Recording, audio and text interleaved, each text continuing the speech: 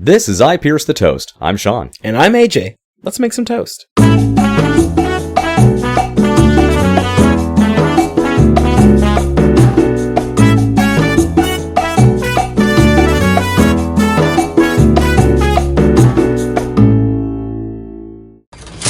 Welcome back to I Pierce the Toast. Hey, Toasticles.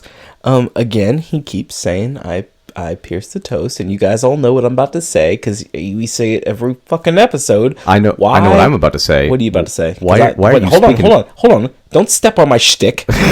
Okay. Why are you still calling the IPTT? Why are you talking about me like I'm not in the room? What the hell's going on? He keeps saying, like, who are you talking to? There's nobody else in here. You're the only asshole in this room. No, there's Joe. Yeah, he's passed out. Can't be talking to people while they're in their sleep. Man, we just went right over the IPTT. I love it. So I think that's going to be our shtick for the week. You're welcome. Yeah. So AJ, what are we talking about this week? Today we're doing another bonus episode. We are doing art versus artist. And I guess we should give some context there. And I think this discussion has been had by several podcasts, television shows. It's an ongoing conversation for people in general in all walks of life. I think the most famous example that, kind of using that as our catalyst is Michael Jackson. There were accusations against Michael Jackson specifically for potentially child molestation. Yeah. And that made it really difficult for people to enjoy his music guilt-free. And I obviously there were definitely examples, before, after of that, probably going God knows how far back. Yeah. But it poses an important question. Can we separate the art from the artist? Is it a definitive? Is it a scale? Where does the art end and the artist begin? And I'd say that's kind of the conversation surrounding this is, can you still enjoy the art of an artist who has had problems in the past? And what does it say about us to continue to consume that art with an artist who's been shown to be problematic?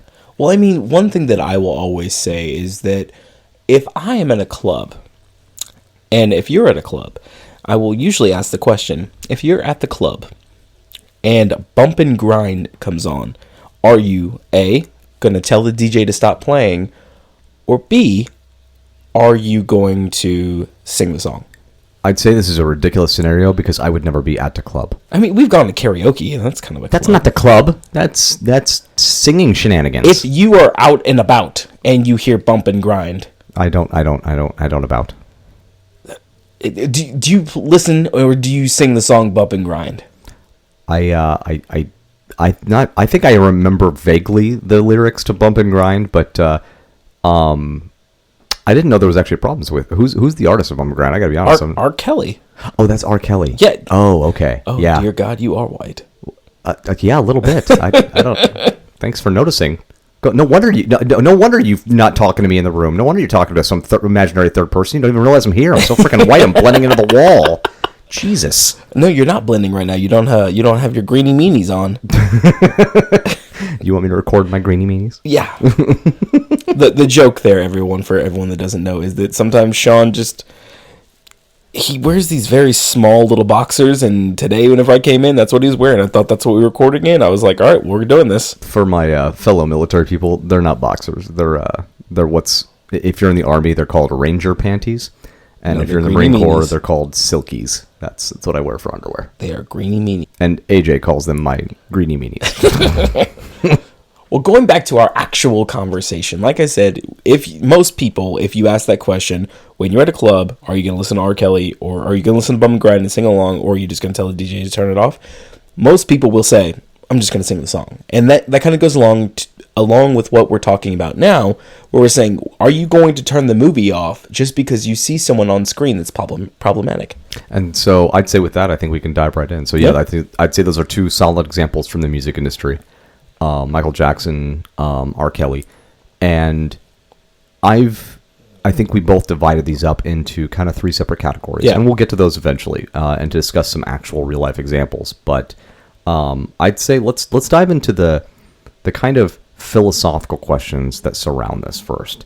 So, what are the implications of continuing to enjoy the art when you know full well that you have a moral objection to the artist? One of the things I can definitely say is when you have people like Kevin Spacey, to give an example, someone that is highly problematic right now. You know, he was accused of making sexual advances on Anthony Rapp when Anthony Rapp was 14.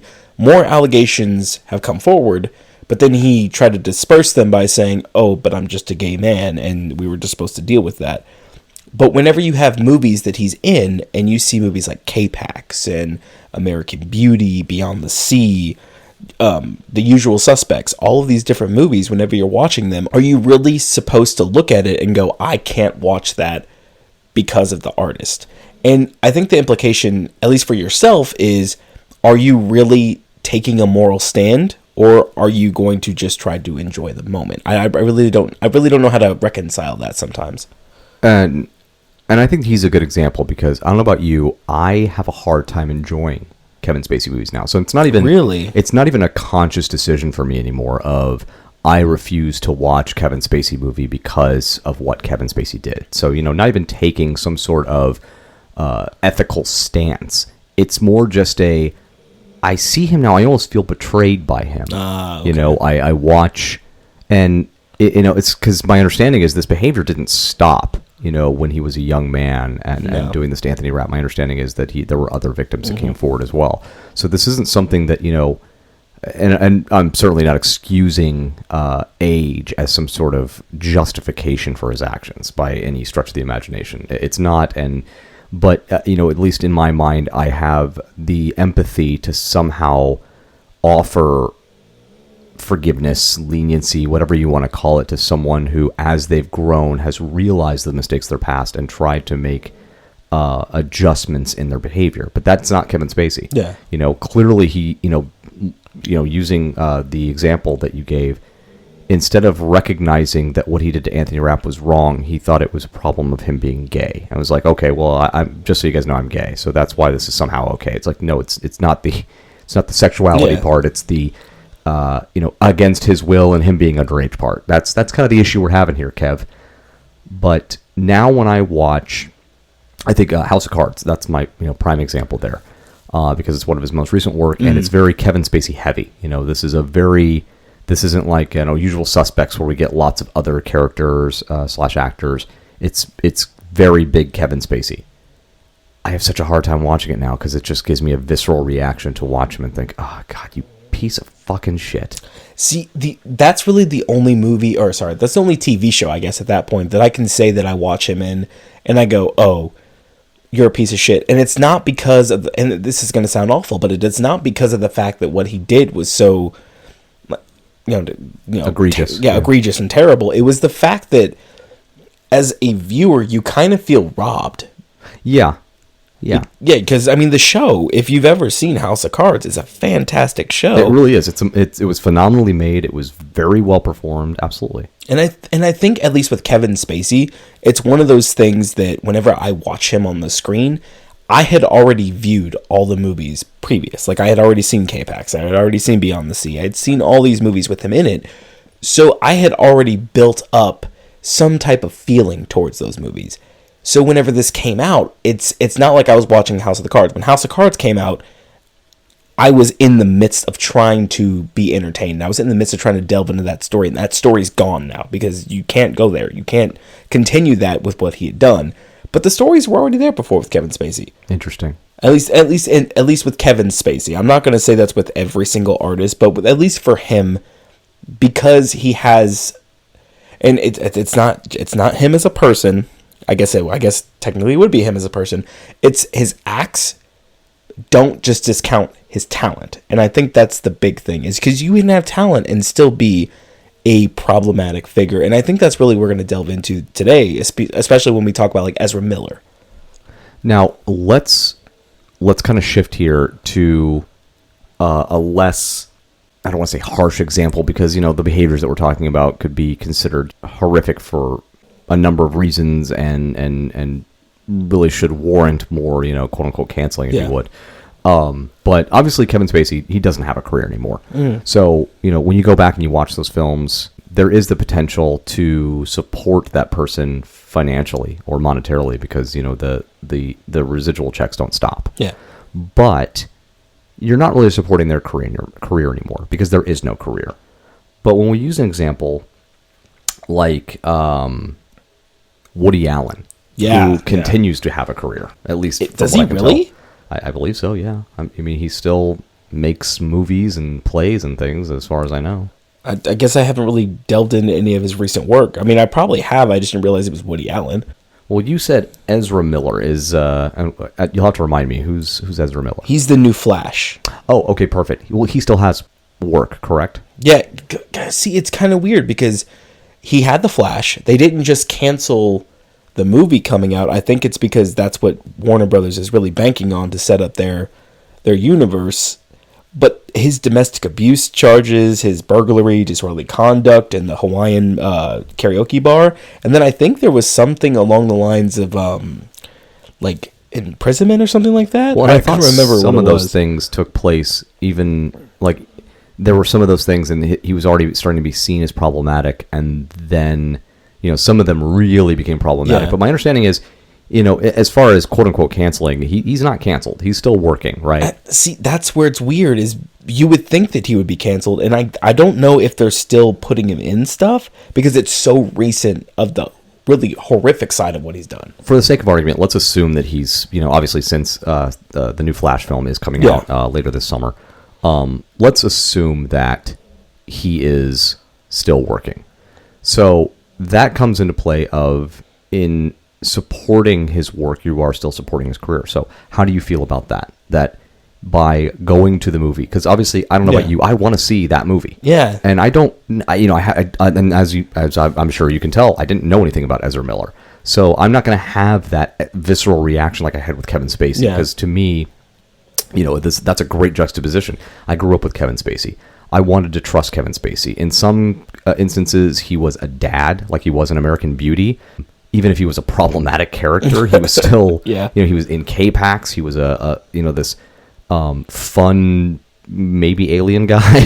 So, I grew up with him as someone I wanted to trust, someone I wanted to believe was a good person, which is why I felt so betrayed. I don't know anything about Ezra Miller. He's just some young dumb kid that's, God knows He's who. been in some things. He's been in some things. Yeah, I'm clearly aware of his existence. When you say, oh, he's the Flash, like, oh, sure, okay, I know who you're talking about. So I don't have any sort of visceral reaction for him. But in going to the Flash, like if you and I decide to go see that film, or renting or purchasing some of his previous work or watching it on streaming, I'm not only supporting him financially, I'm helping him further his career goals, because obviously if this new DC movie does well, the studio's going to want to put him in more things. They're going to continue that. And that's where I don't know. They don't have any plans to put him in anything else. Well, like I said, let's assume that it does very well. That he hasn't been canceled from the definition that we understand it to be of a person whose career is completely gone and they're never going to work in their chosen field again. Let's assume that hasn't happened because of the DC film coming out. What are the implications? Or how do you feel about the implication of potentially supporting someone who domestic abuse, is abusing their partners, or is committing burglary, is essentially, morally void? I think at this point, when it comes down to it, I'm not, and it's very weird with this, I can't discount the rest of the cast in these films. Because that's good. Yeah. And that's actually one of my questions too. So what do you mean by that? With the Flash, it's specifically, I'm not going to see Ezra Miller. I could care less about Ezra Miller as the Flash. Michael Keaton's returning as Batman. Exactly right. That's the reason to see the movie. And yes, Ezra Miller is a problematic character. Yes, he's the main character in the movie. but that's not why I'm seeing the movie. Right. And it's awful because I'm going to make this moral stand right here and not see this movie, but then also go see the movie. I mean, yeah, I can't do that. I'm sorry, but with this particular one, I guess it's just I'm so excited about Michael Keaton that I don't know how else to explain it, but it kind of overrides my disgust with Ezra Miller. And I'm glad you went down that, because that's actually, one of my next kind of question notes is, are we inadvertently punishing other people? When you've got House of Cards, yeah, sure, there's a whole cast behind that, but Kevin Spacey is big in the forefront there. He's the one who's probably going to be profiting majorly off that. But when we're talking Ezra Miller and The Flash and this new film coming out with Michael Keaton and whoever the young actor is who's going to be playing Superman, I can't remember her name. Superwoman. Is it Superwoman? I think it's Kara Zor-El. Okay. Oh, right. Okay. Gotcha. So whoever's going to be playing that role, Supergirl, I guess is you. Well, I think it's Superwoman because I think it's in a universe where Superman is simply a woman, right? That's kind of my understanding. It's not like they're taking it a different route. This is just I mean, and just kind of a nerd moment, guys. In Flashpoint Paradox, typically it would be an imprisoned version of Clark Kent or Kal-El. And this one, they're taking a different route. They're making it Kara Zor-El. Okay, sure. I don't know. Yeah, so it's just a little different. So, like you said, you go to The Flash, or what is the actual movie called? I keep saying just The Flash, but it's obviously not called The Flash. I think it's just The Flash. Is it just The Flash? Okay. So you go to The Flash this summer. You're going to set your Ezra Miller problems aside, and you are supporting the rest of that cast. You're supporting the other filmmakers, the other, the cinematographer, the executive producers, the production assistants, the Buster Keaton. You say Michael Keaton. Okay, just making sure. I thought I heard Buster Keaton. I was like, I don't think he's worked in a while. Death tends to have that effect on people. Life finds a way. For me, obviously, my objection is not so much moral; it's more betrayal with Kevin Spacey. But let's take a step back and assume that I've decided there is, that I am going to be a moral objectionist when it comes to Kevin Spacey. Am I hurting the other performers and filmmakers when I make the conscious decision of I refuse to watch this because I no longer support this performer? I don't see, and this is the problem, one person saying that is not going to do anything. You saying you're not going to see the movie because of him doesn't really do anything. You're not really hurting anyone in the end.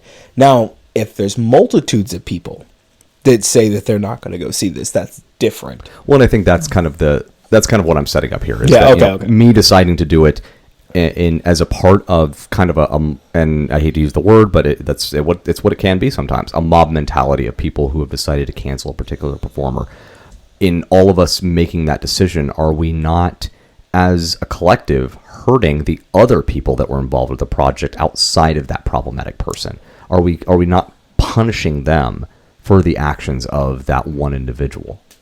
I tend to think that we are. Okay. Because at the end of the day, these people put their time, they put their effort into these roles. Look at Johnny Depp and Amber Heard. You had that whole back and forth with the two of them and everything that went into that fight. Amber Heard lost her position on Aquaman 2. Johnny Depp lost his position in the Pirates of the Caribbean, and he lost it in Fantastic Beast. So he lost two different roles. They would have garnered a wider audience if they had been in these films. Don't get me wrong. Films. Yeah, continue the films. Just if that had not happened.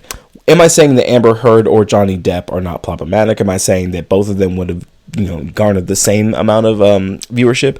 No.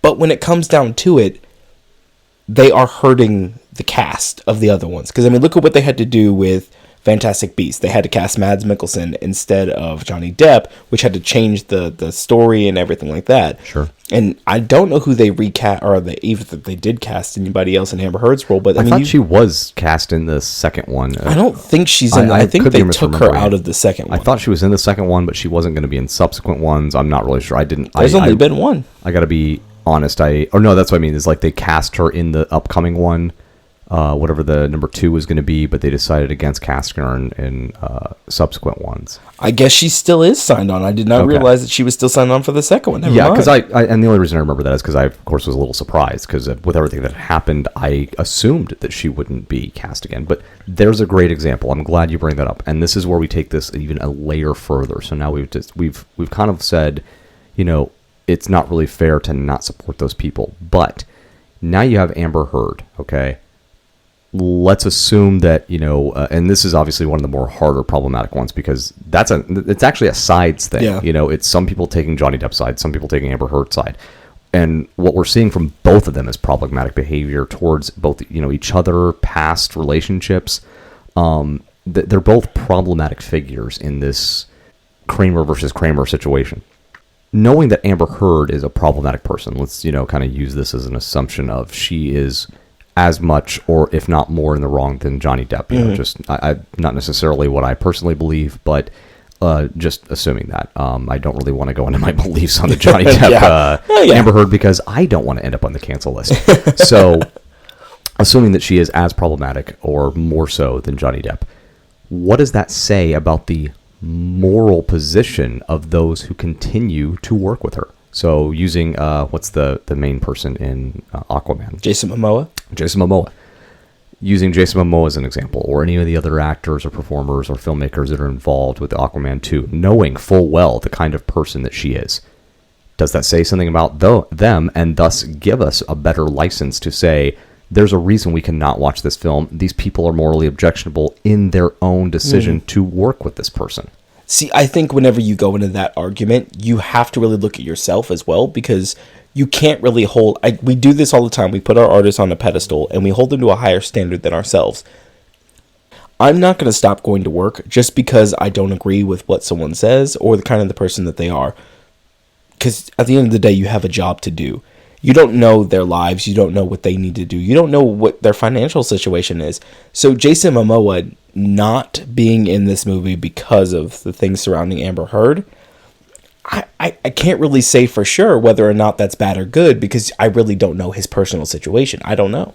And that's actually almost literally what I have down in terms of why I thinking that obviously I'm setting it up with a question, but my own thinking is in suggesting that somebody, like, how dare you work with that person? It's like you're making a lot of assumptions. Exactly. There. First off, there's going to be a lot of, think of all the production assistants on, the set of Aquaman 2. Do we really think they have a choice? Do we really think that, their big opportunity in being able to work in this film by turning this down, they are going to have so many other opportunities? No.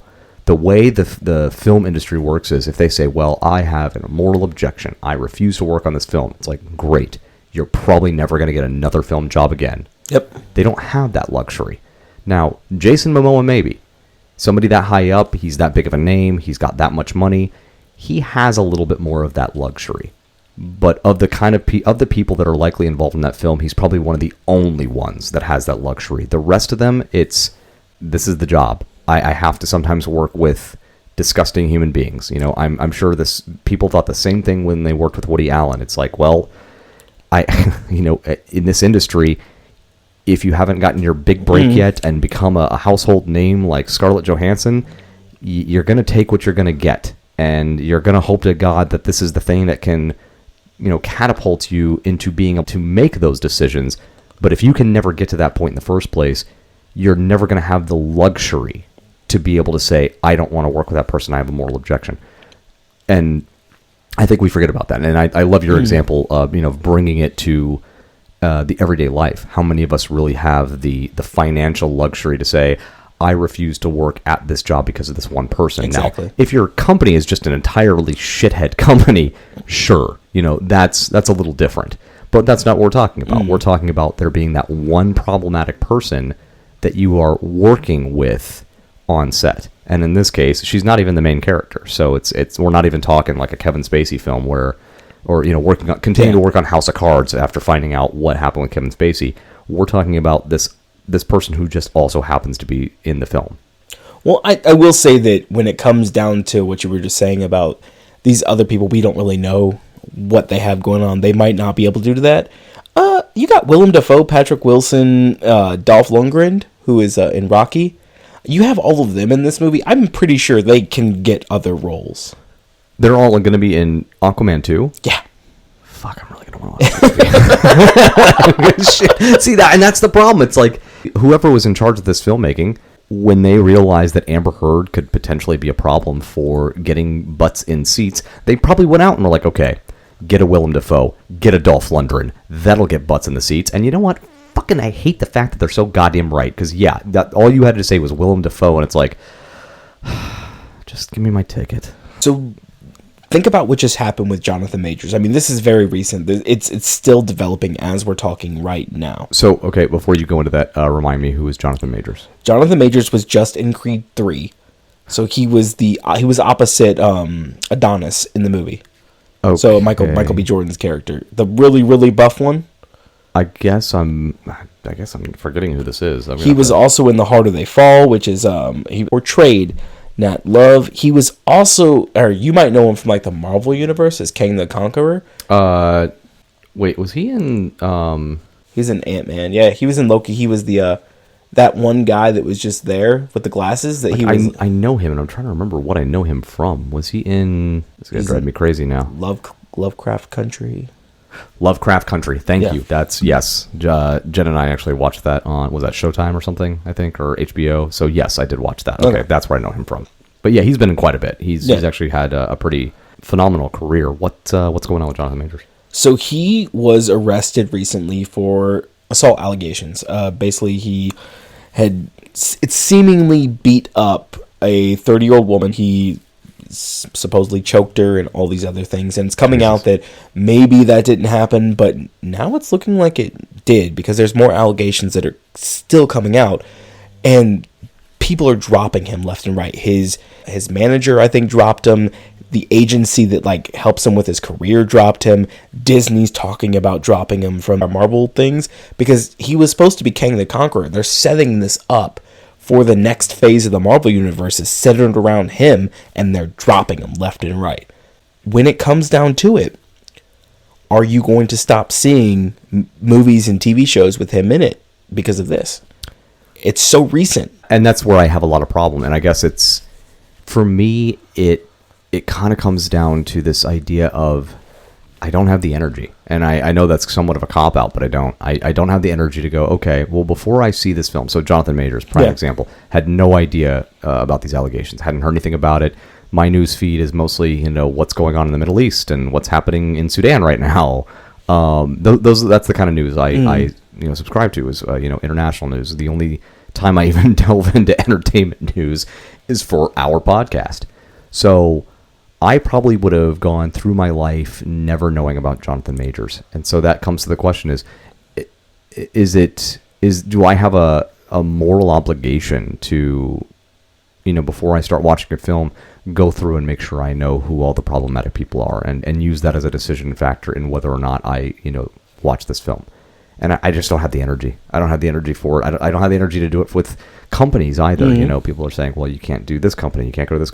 And I have to question myself, what does that say about me as a person? That I refuse to put forth the energy of knowing all the potential problematic companies, performers, artists, what have you, in my life. It kind of goes back to, did you watch The Good Place, the show? I've seen some of it, yeah. So near the end of it, they really get into this idea that it's almost impossible to be a fully good person. There's this guy, I think it's played by Michael McKean, if I remember correctly, where he's supposed to be the ultimate good person, and yet he wouldn't make it in based on the point system that's set up, because every decision you make is essentially hurting something or someone.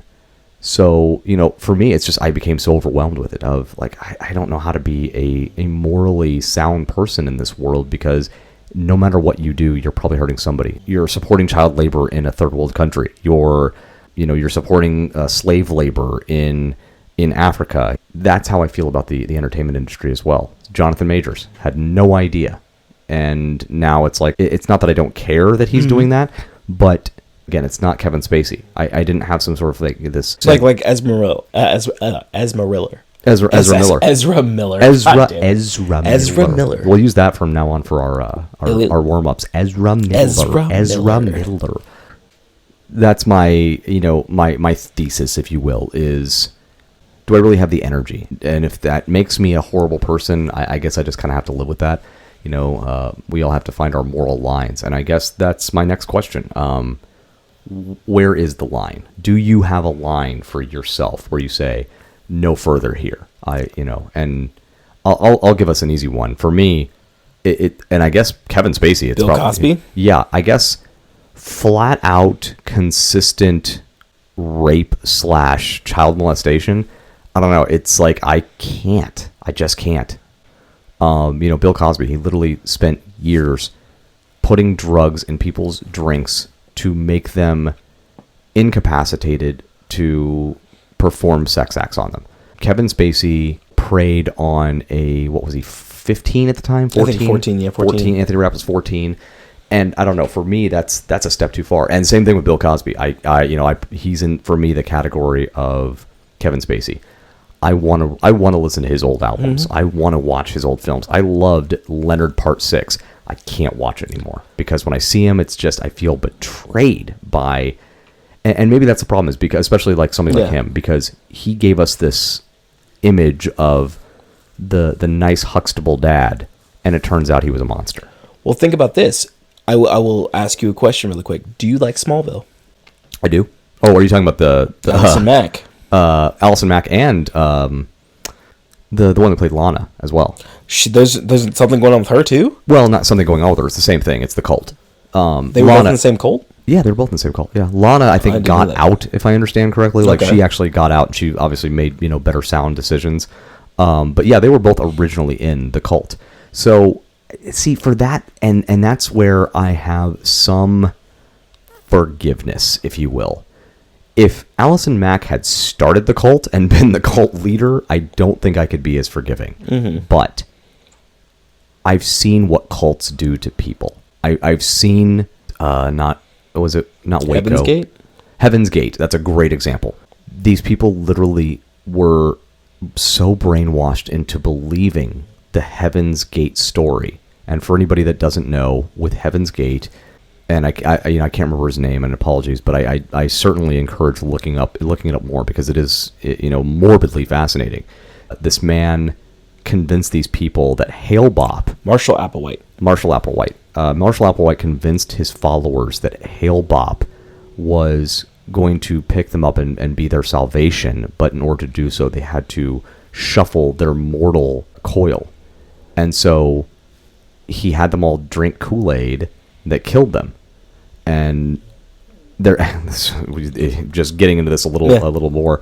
The website is still up from the 1990s. Is it really? It really is. Is it like a remembrance kind of thing? There were a couple of people that didn't catch the comet, if you will. That's messed up, but they didn't catch the comet, so they maintain the website. They're still believers. Mm-hmm. So in that case, Marshall Applewhite to me is the quote-unquote monster. Now, he actually killed himself along with everybody, I believe. And obviously, we've had cult leaders who convince other people to do things that they themselves are not willing to do. Cult leaders who convince everyone that, hey, I am the coming of Jesus Christ. The coming of Jesus Christ. So all of the 14-year-olds must pleasure me sexually. It's monstrous behavior. And I know Allison Mack absolutely engaged in assisting with the monstrous behavior, but to me, she was just another brainwashed person within this.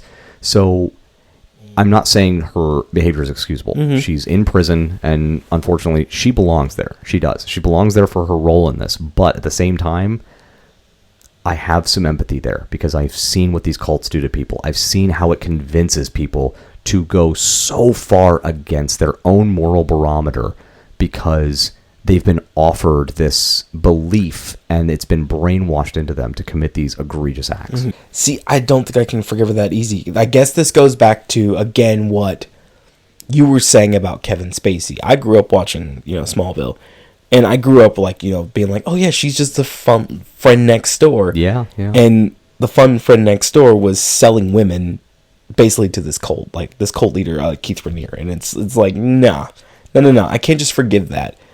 But then again, on the flip side of that, when you have movies from like the Weinstein Company, like Django and Inglourious Basterds, Snowpiercer, the Imitation Game, I can't not watch those movies because they're really good movies, but they're produced by a fucking monster. Right. When you go back to the Me Too movement, he's like the gold standard of the fucking Me Too. He's what started it all. Yeah. I mean, I think he was really the biggest catalyst of the Me Too movement. You're absolutely right. And like you said, I don't think I could just go, okay, well, tell me what all the Weinstein films are so I can not watch them.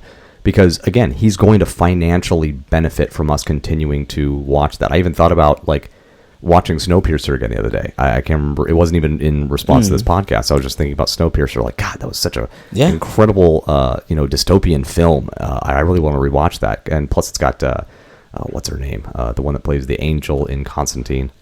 Shit. I know her name every fucking day of the week besides right now. I put you on the spot. Because she's so good. She is. She's amazing. And I love watching her work. And she's amazing in that film, like she is in every film that she's in. Yeah, we have to look it up, don't we? We have. Yeah, because I'm like, I cannot say her name. She is Tilda Swinton. Tilda Swinton, yes, and she has such a cool name. Her name is Tilda, for God's sakes. Yeah. And she just has a very unique look. She does, but she's a beautiful woman. Mm-hmm. But her look is very unique. It helps her lend some artistic creativity to every role. And yeah, I thought about that film. I thought about Tilda. I thought about Chris Evans. Yeah, Chris Evans. Chris Evans. And I was like, God, and Ed Harris. Ed Harris. Yeah, I was like, oh man. Octavia Spencer was in there too. So was Jamie. It was a very star-studded cast. It was a great film with an incredible cast and an incredible production team, except for the fact that it was the Weinstein Company. Yeah. And yeah, I felt the same way. It's like I don't typically make a concerted effort to be the objectionist that says, I will not do this because of this person.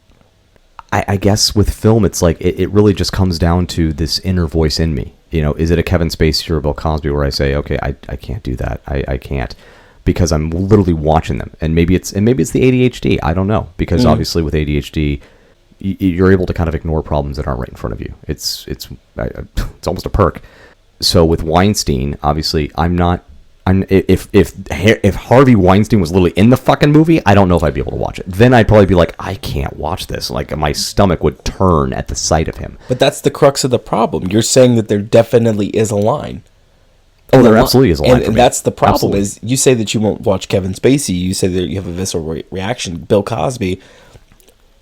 Weinstein did the same thing to countless women. Weinstein was probably worse. We can discount what he's done because of the content of his films. I don't think it's discount. Like I said, I don't think it's discounting what he's done, but you're discounting the fact that he did that and saying, okay, yes, I understand that he did what he did, but I'm still going to watch this movie. Well, no, what I'm saying is the difference between Weinstein and Spacey is when I'm watching a Spacey film. So if there was a film that we both really liked where because Spacey was you can see the person. Because I can see the person. If Spacey were the producer and I didn't know that, I probably wouldn't have any problem with the film. It's not like I said, it's not me being, well, I'm such a good person, I mortally object to Kevin Spacey. No, it's like I watch him like, you motherfucker, I can't believe you did this. I can't believe you betrayed all of our trust with your bullshit. And Harvey Weinstein, I mean, I don't know about you, but even before all this came out, we're film watchers. I knew who Harvey Weinstein is. I always thought he was kind of a fucking creep. So really, for me, Harvey Weinstein was confirmation, not surprise. And that might also be part of it. But really, it's just because he's not full frontal in front of me. He's not right there reminding me that he's a piece of shit and me having to go, get the fuck off my screen. He's not there.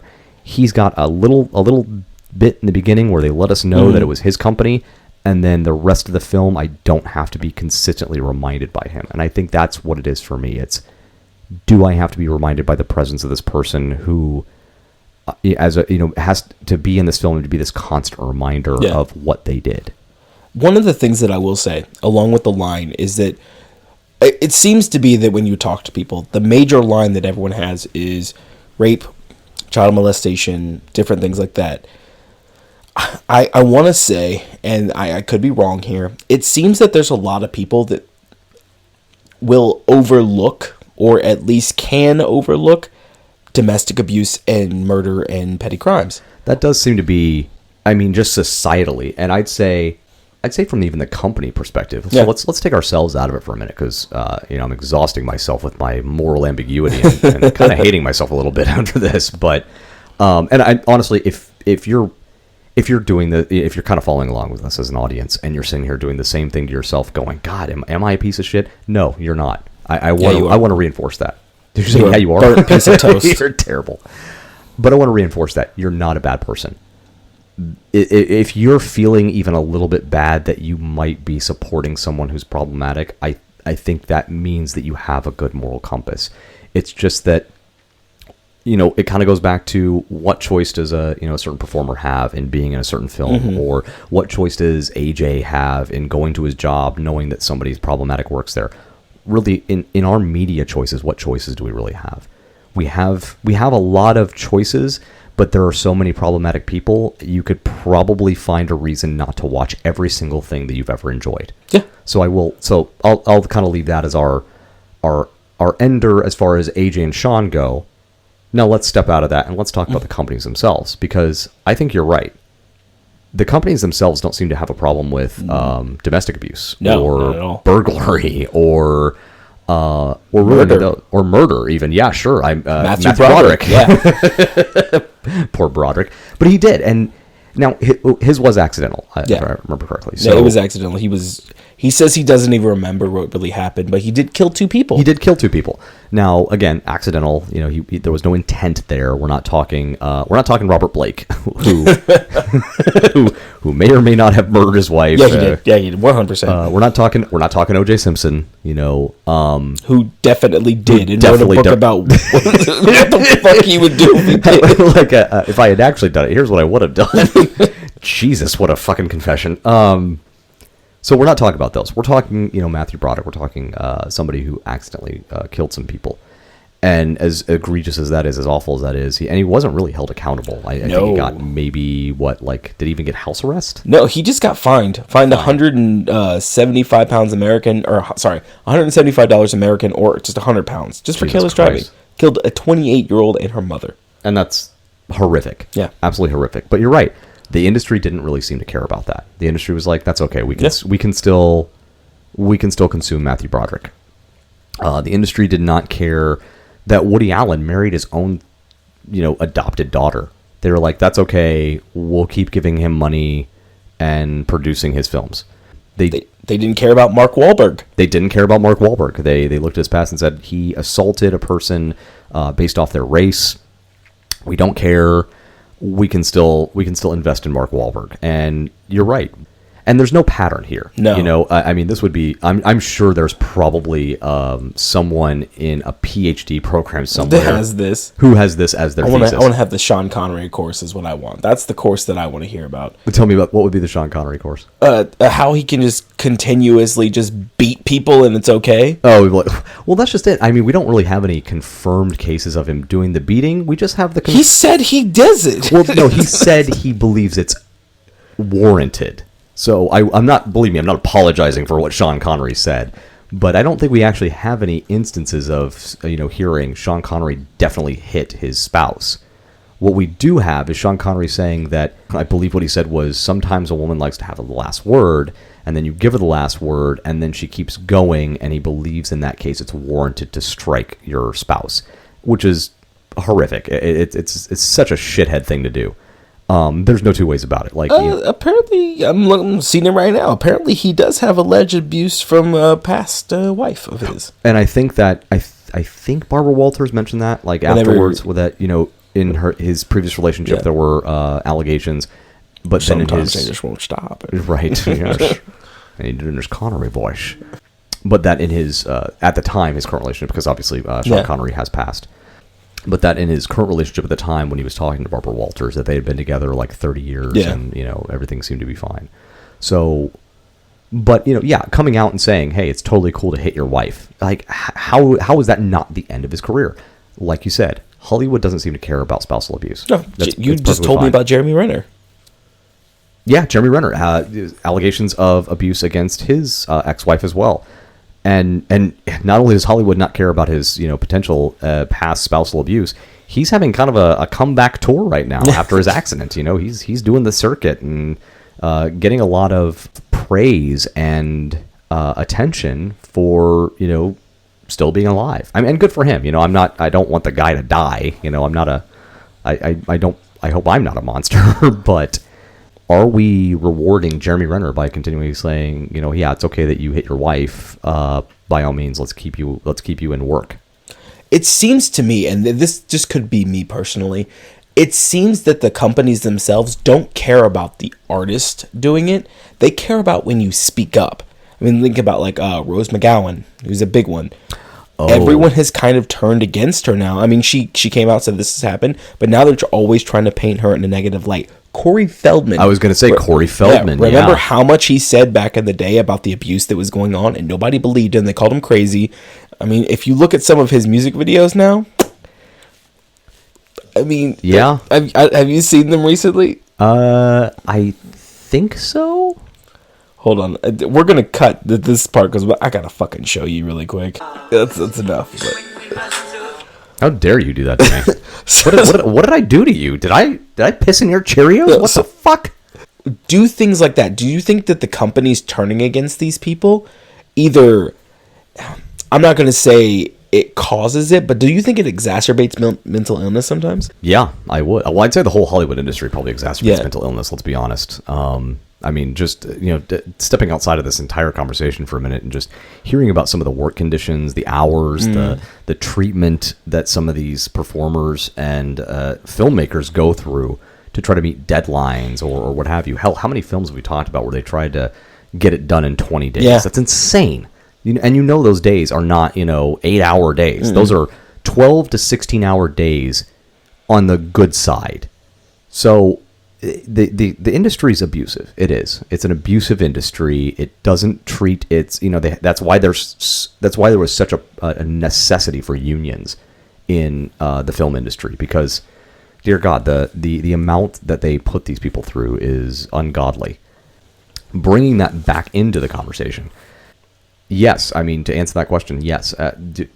Does the industry, create mental illness problems for performers when it comes to allegations of abuse from other performers or other people in the industry? Absolutely. Hell, look at our probably most prevalent example right now with our favorite comeback, Brendan Fraser. Yeah.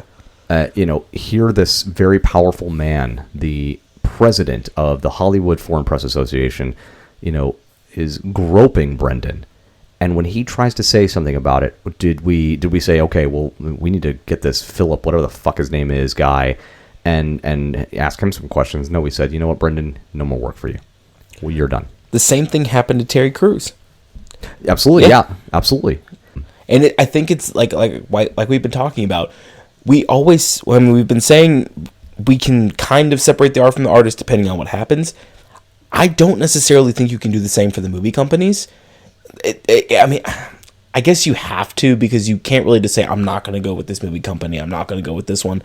I think we need to just start holding the companies themselves to a higher standard than we hold the artist. Because we already put our artists on a pedestal, but I think it's really the people that are profiting from all of this, all the publicity, because no publicity is bad publicity, but if you think about it, it's the companies themselves that are really profiting from all of this.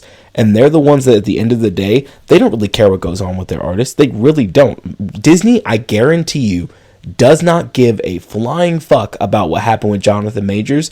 They just don't want that tied to their bad name, or sorry, their good name. They don't want that tied to their good name, and that's only because it's yeah. And it sucks because it's one of those situations where that they truly don't care about what he did.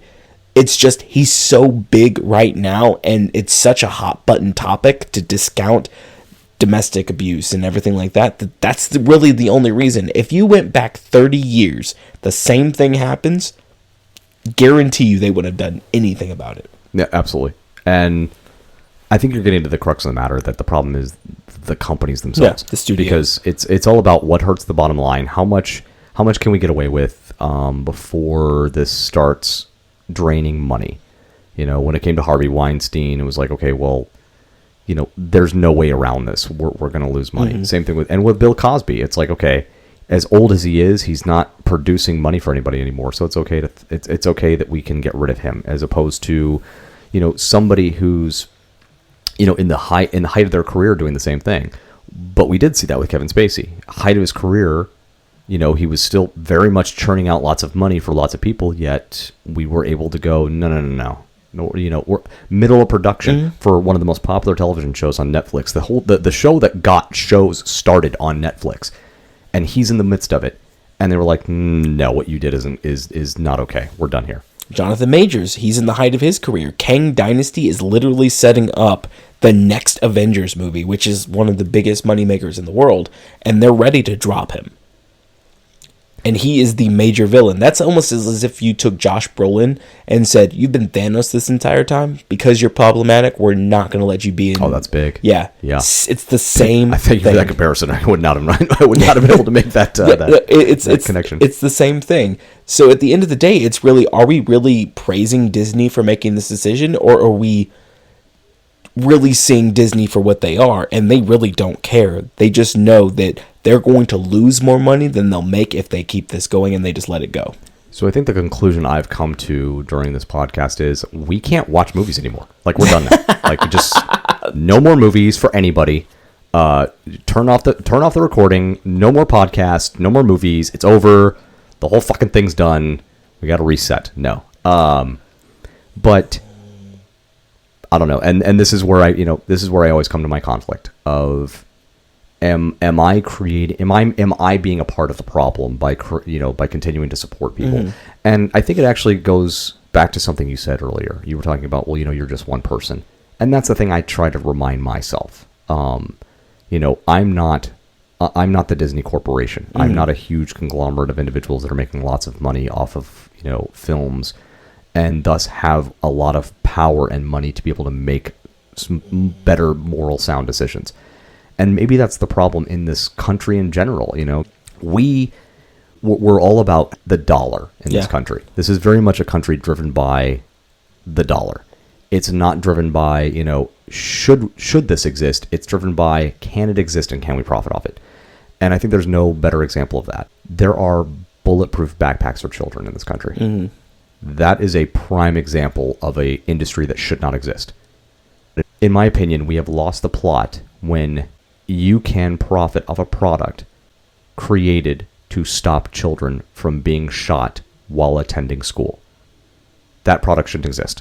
There's no reason there ever should have been a need for the product. But that's how capitalism works, is if there is a need, someone will fill it. That need shouldn't be there. But we're more concerned about the dollar than we are about going, wait a minute, should we maybe ask ourselves why the need for that product is there and try to fix the problem, as opposed to just going, well, here, just in case this thing keeps happening, which we know it will, here's a backpack for you so your kids maybe will survive.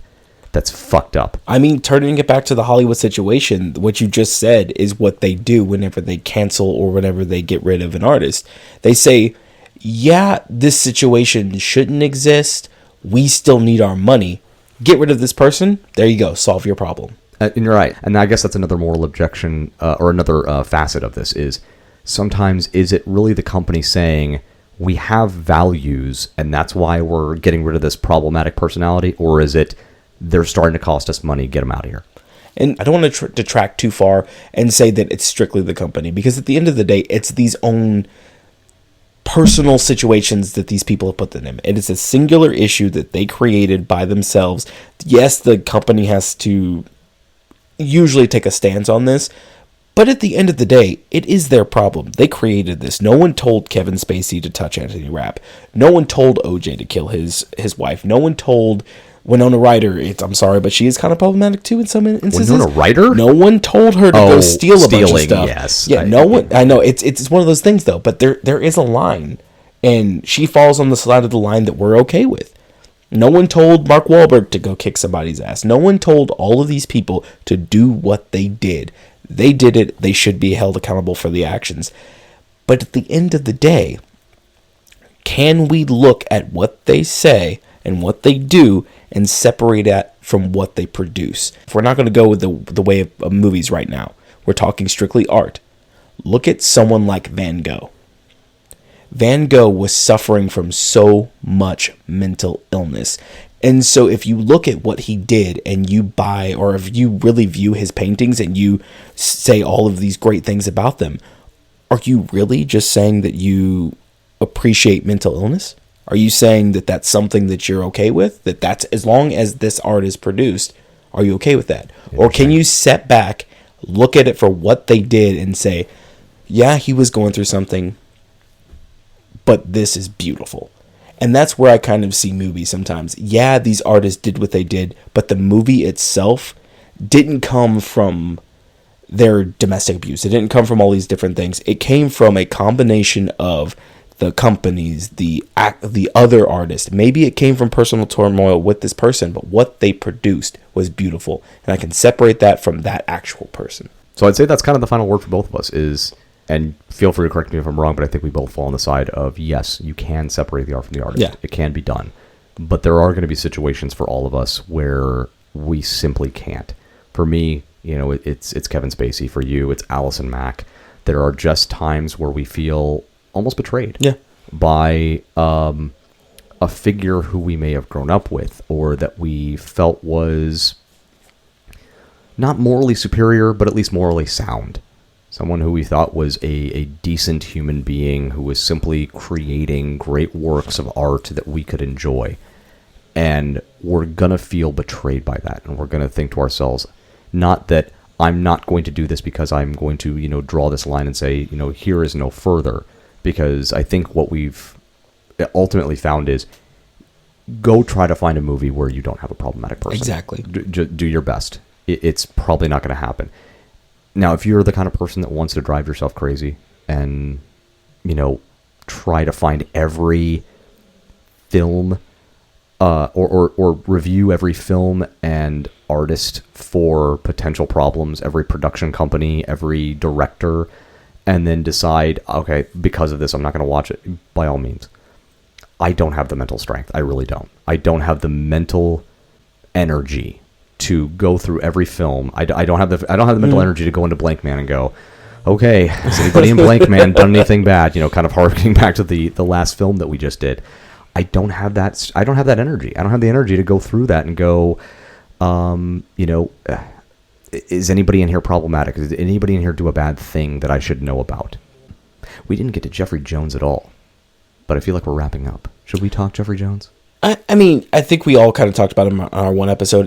He didn't really have a lot of, well, I guess just the one with Ferris Bueller. But I mean, other than that, he really didn't have anything that was something like, oh, I can separate what he did. Because every time I see him in a movie, I don't care what happens in the movie, I will always think that. And he's usually a secondary character. Yeah, he's usually a secondary character. Even with the other one that we actually reviewed, Stay Tuned. Yeah.